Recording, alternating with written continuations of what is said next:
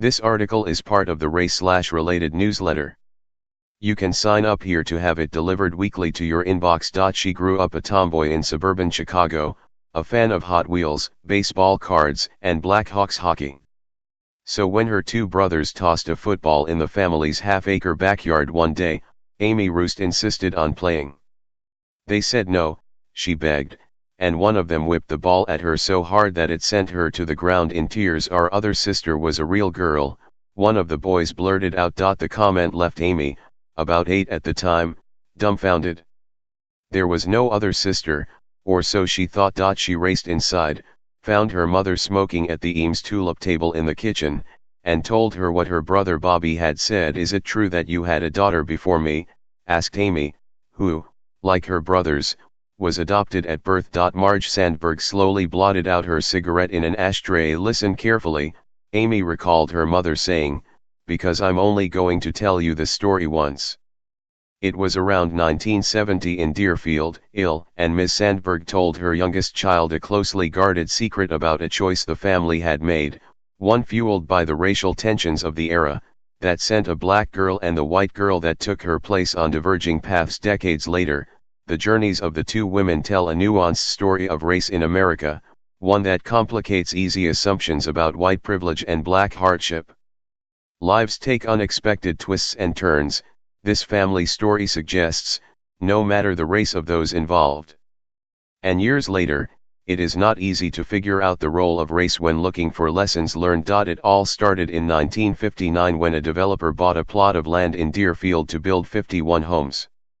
He said he would sell a dozen of them to black people. This small community about 30 miles north of Chicago had spent years growing in the image of mid-20th century suburban America, tract housing, green lawns, and a population that was virtually all white. Deerfield residents made it clear that they wanted to protect the racial order. Vandals struck two houses under construction. Someone burned a cross on the lawn of a resident who supported the development. A local pastor who advocated the housing received an anonymous letter that called him a vicious racial slur and told him to let your children marry one of them and present you with a nice dark brown grandson or daughter, the New York Times reported on April 17, 1960. Among those who wanted to see the housing built were Marge Sandberg and her husband, Len, who had moved to Deerfield with their two adopted sons in the mid-1950s. As a Jew, Mr. Sandberg said he had always had sympathy for persecuted minority groups.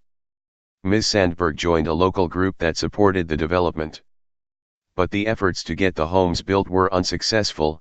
The city ultimately seized the land from the developer and built a park. While the talk of the town was about the housing development, the Sandbergs were talking about expanding their family. They wanted a daughter. And so they hired a lawyer, who found a woman looking to put up her newborn girl for adoption. The baby, whom they planned to name Rebecca, was born on April 19, 1962, and when she arrived at the Sandberg house days later, what they saw surprised them. She was black. Immediately, Mr. Sandberg said, he thought of the burning crosses and racist taunts, the upheaval in their community over the prospect of black people moving in. Interracial adoptions were far less common then. I said at that point that I wasn't going to go forward with it, Mr. Sandberg, now 89, recalled. His wife protested vigorously. She cried. She called on a pastor at the Unitarian church they attended to try to convince him to change his mind. Mr. Sandberg would not budge. I thought, my God, how are you going to raise a child in this neighborhood with the way people are feeling about this thing, said Mr. Sandberg, the owner of a prosperous manufacturing company. It just wouldn't have been great for her. The Sandbergs returned the child.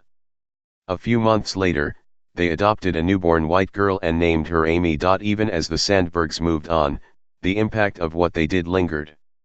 Ms. Sandberg, who died of cancer in 1997, kept journal entries saying she thought about the girl every April, the month she was born. The Sandbergs eventually separated and divorced.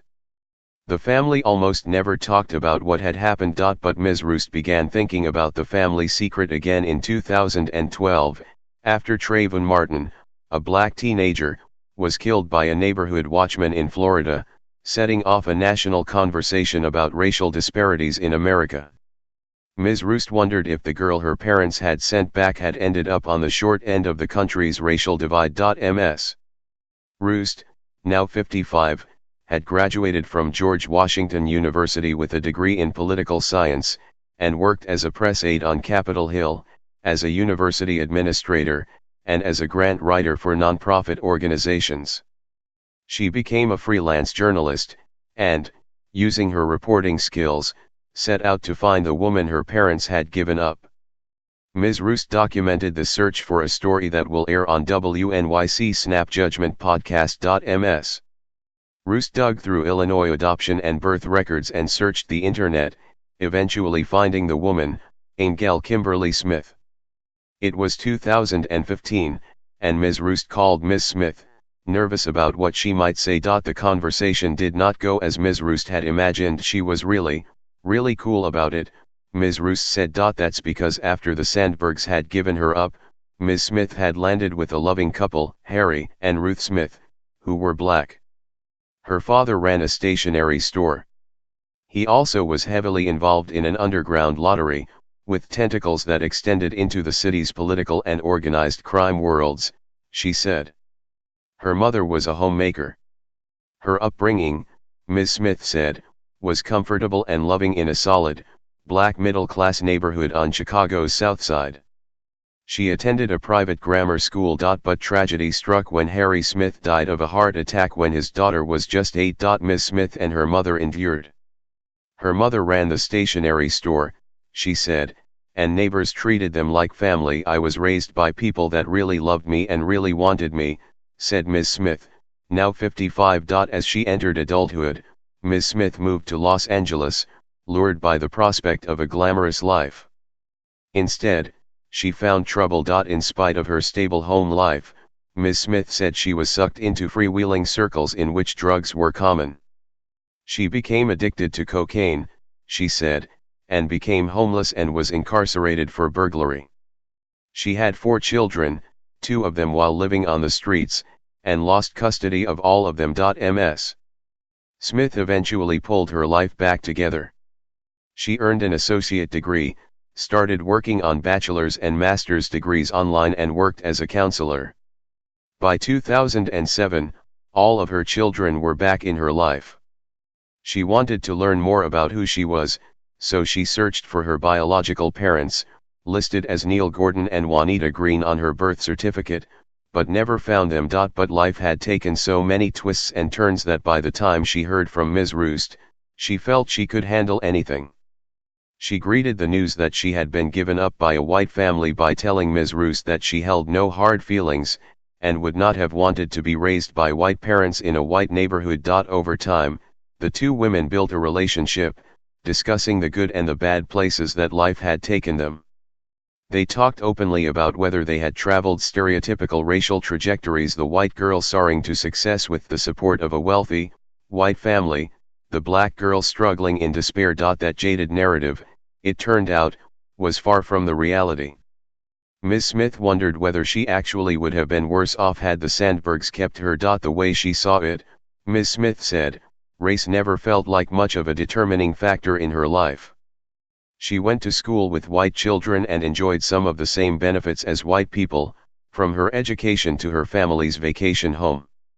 She felt lucky to have grown up in a predominantly black neighborhood, rather than in Deerfield, where she said she likely would have faced discrimination. There were no people of color in that community at all, Ms. Smith said, adding that when white people have to deal with black people, I think, there's a misperception of who we are, what we stand for. When Ms. Roost learned what Ms. Smith had gone through as an adult, hustling to make ends meet, living in Los Angeles's once notorious MacArthur Park, she could not help but think of how different her own life had turned out and how her parents' racially motivated decision might have impacted both of them. As she contrasted her life with Ms. Smith's, Ms. Roost said she believed that without having to face racism, her family was able to do well financially, allowing her to get a college education and stable jobs. It felt like white privilege, she said. Yet she also realized that her assumptions about Ms. Smith's life did not fully ring true. When I found out she had been adopted by a black family, I assumed her life probably wasn't as good as mine, Ms. Roost said. But Ms. Roost has endured her own tumultuous times, despite enjoying the overseas vacations and looks Christmas parties that her family's wealth afforded her. A family member sexually assaulted her. With her parents divorced by the time she was 10, her relationship with her father grew distant and her mother's alcoholism complicated their relationship. You can look at it and think, oh, the white child probably had the better childhood in this ritzy, Tony suburb, Ms. Roost said. But then again, peel it back a layer and you'll see it was a horrible childhood. Had she experienced Ms. Roost's childhood, Ms. Smith said, she very well might have slid into drug addiction more quickly. Those possibilities, however, are of little consolation to Mr. Sandberg, the man who refused to keep a girl because of the color of her skin. It was a tough decision and I did feel guilty, he said. I'm ashamed of myself. I don't know whether I made the right decision or the wrong decision. As I look now, in this day and age, I feel that I was wrong. When he met Ms. Smith 2 years ago for the first and only time at a restaurant in La Jolla, California, she ran toward him and they embraced. Thank you so much, Ms. Smith recalled, whispering in his ear. He asked why she was thanking him. I don't know if you've battled with this through the years, but you did the right thing, Ms. Smith recalled telling him, adding that he seemed visibly relieved. I watched 50 years worth of guilt and shame roll off of him. Are you a parent or child in a transracial adoption? We'd like to hear about your experience. Share your story here.